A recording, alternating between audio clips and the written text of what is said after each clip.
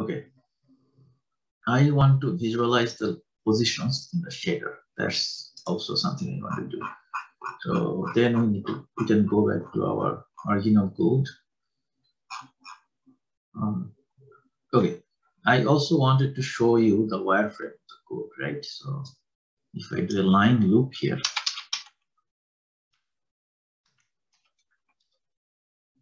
that would show me the wireframe objects, right? Closer, you can see how the sphere is working. Let me actually bring them a little bit closer. There is no point of putting them so apart. So 5, this can be 5.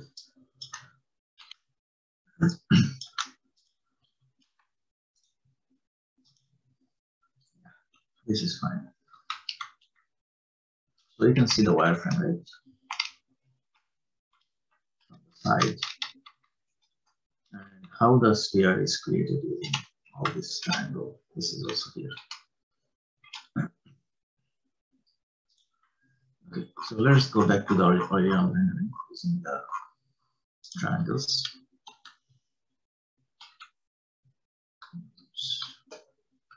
The wrong changes.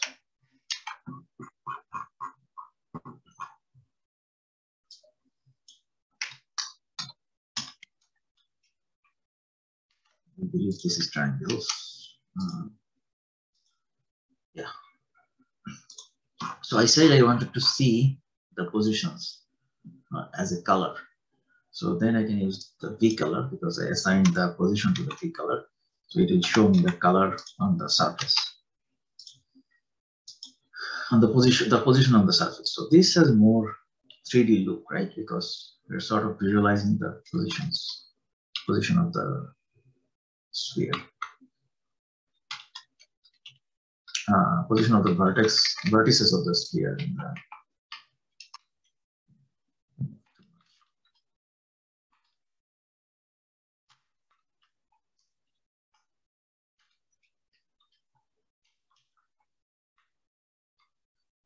This is probably what I wanted to do. You can see the side, right? And that black side is actually, we have a lot of negatives there. So the color is 0, 0, 0. And at some part it should be white. This corner is white, as you can see, because we have a lot of 1, 1, 1 here. At some corner. Anyway, so, but yeah, this looks nicer, right? And we have a sphere that is more detailed. So let me go back to the original color, the flat. So this is more like a flat shading. This is actually called flat shading, where there is no shading available on the object. Okay, so the next thing, we need to add the concept of the normal here. We have our positions. We calculated the normal in the cube. We mostly copied the cube, and for the sphere, we say that the positions are also the normals. So the normals are added here.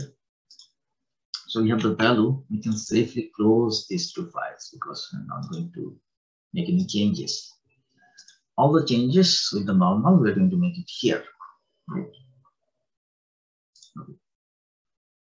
So sort of I explained the normals, they're going to be vectors on each of the vertex. And we need a normal matrix, which is, again, if I go back here, you can see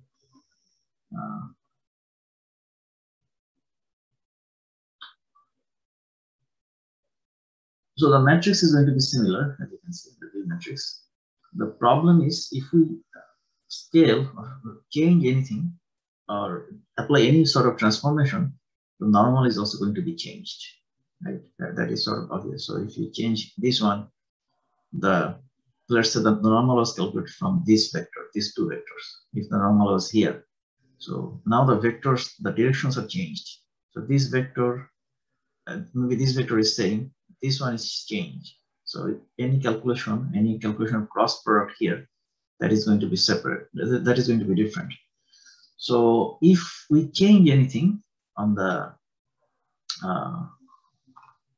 normal data, then we need to make the same transformation that we applied to the, sorry, let me rephrase that. If we make any change to the vertex or to the object, then we need to apply the same changes to the normals, right? So we need to have a normal matrix. On that matrix, we can run our translation or transformation operations. Scaling, which is scaling in this case, but it can be any other operation. So we need a little bit more complex structure for handling the normals. That also, the normal is going to be used in the shader, so we have to start building from the GPUs, or from the CPU side with the normals. So first thing, I had a bunch of matrices here. I need to add a new matrix that is I'm going to call uniform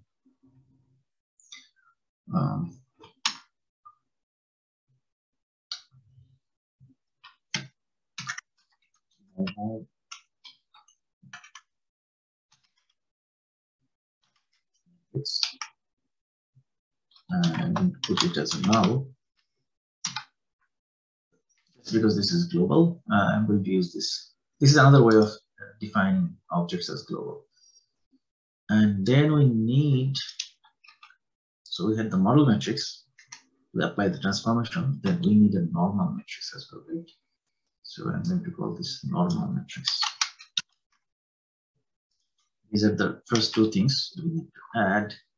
Then we'll add other things. Before that, let me make sure that we have the normals passed into the shader. And I'll try to visualize the normal using the same way we visualize the positions. Okay. So we have these models, we have in the draw model, we have this, all these things. We're passing the element, we are setting the, we have this vertex buffer, we have this index buffer. Then we need to pass the normals as well, right? So I'm going to create a new buffer. I'm going to call this normal buffer.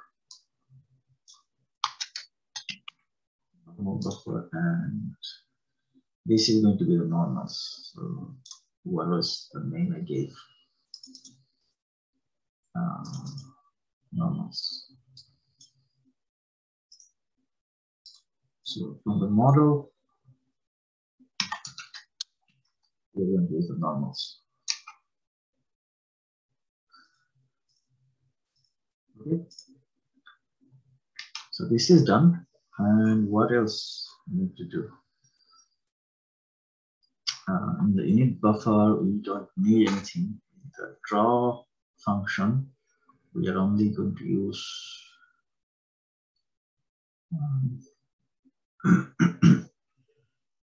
sorry about that. We are using I position. We have the view matrix and position matrix. Those are mostly the camera related metrics, right? So the normal is not related to the camera, more related to the light and the object itself.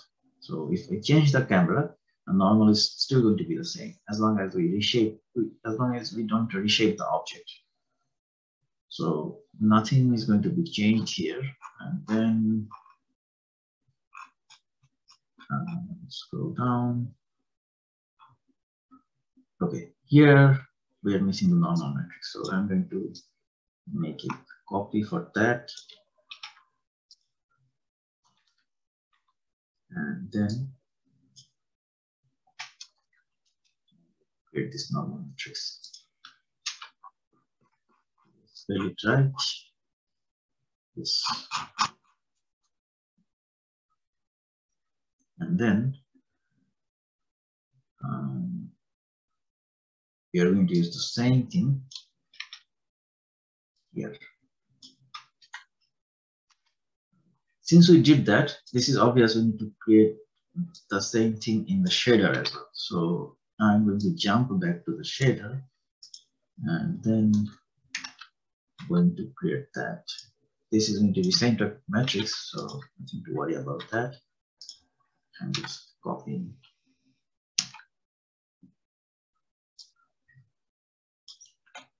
It's in the tab.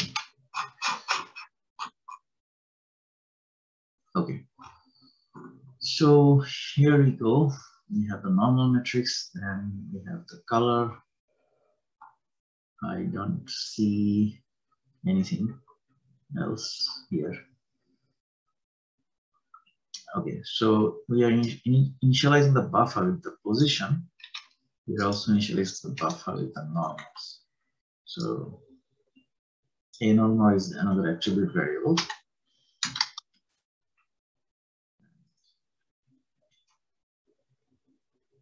This is normal buffer, not the vertex buffer.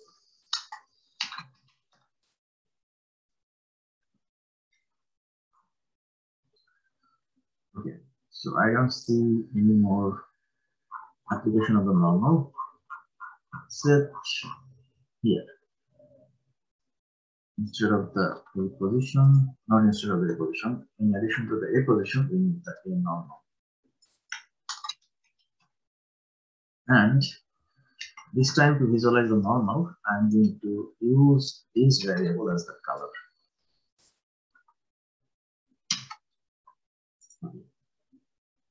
Let me try this, and this is not working. Why is it's not working?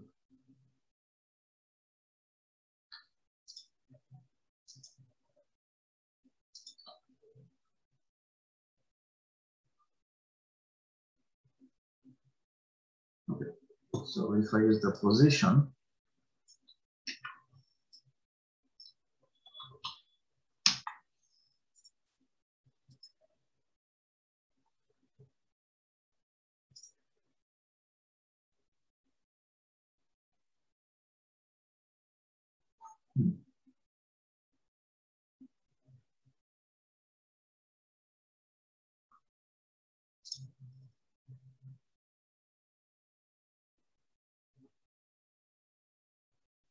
okay.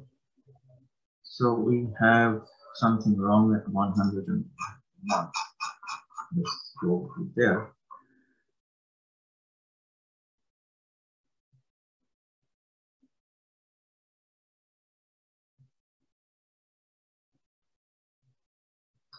So in the init buffer, probably something is wrong with the normal buffer. So let's see. We're making the normal buffer, in the init buffer. Then we have the vertex buffer, and this buffer.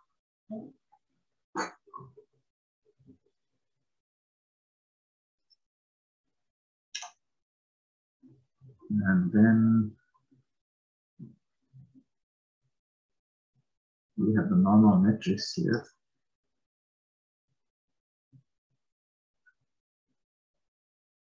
We have the A position.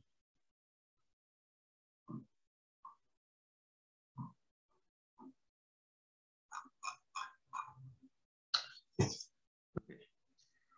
What did I miss?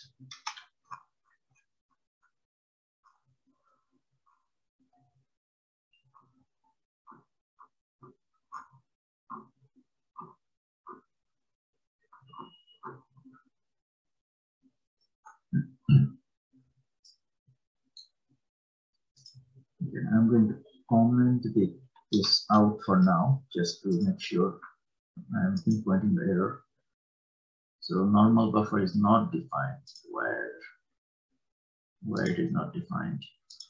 Line 75.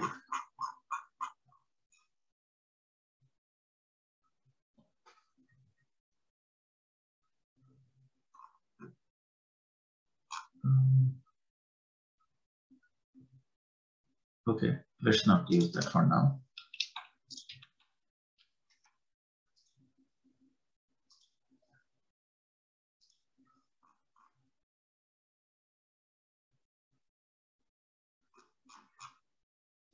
I think I was right.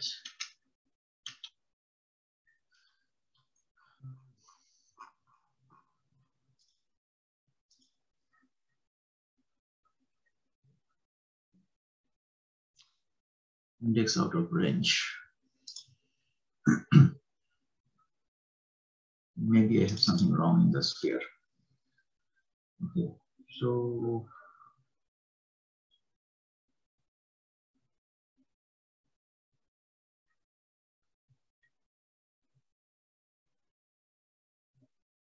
okay, then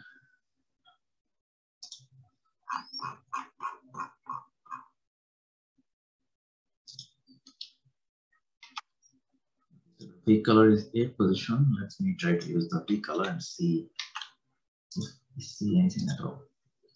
Okay, so this works. And if I use the normals,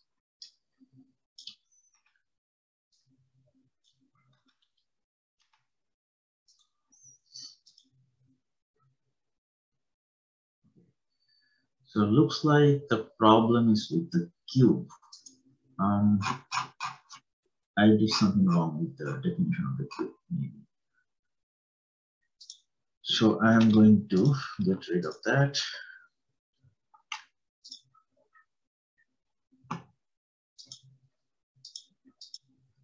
Okay, now everything is good.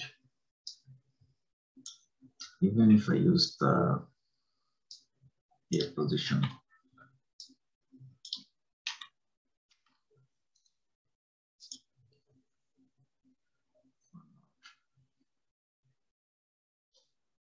Anyway, so we'll figure that out later.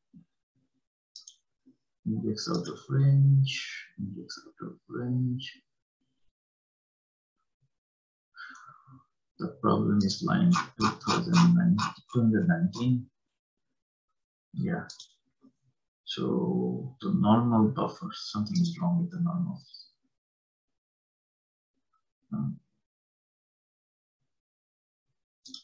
Okay. Let me do one more debugging, then we'll continue. What if I use the cube, but not the sphere? I want to see which object I created wrong.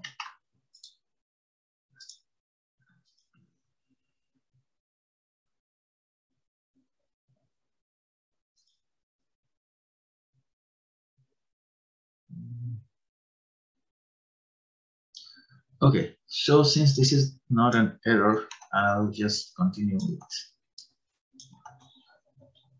and see how it works. So at least for the position, we can visualize that, but the normals are separate for the cube and for the sphere. So if we use the normal,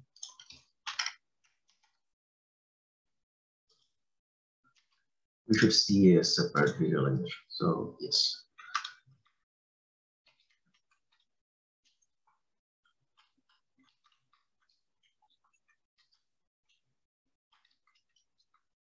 So all the normals have negative values for the cube.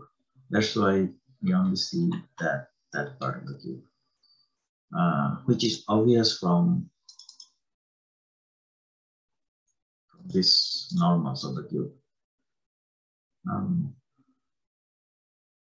Okay, so I think we are mostly done with the normals.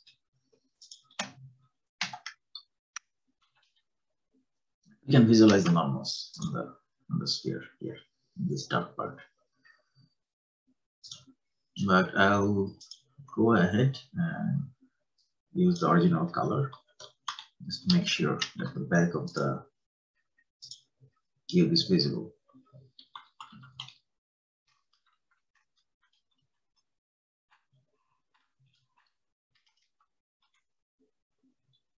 Okay,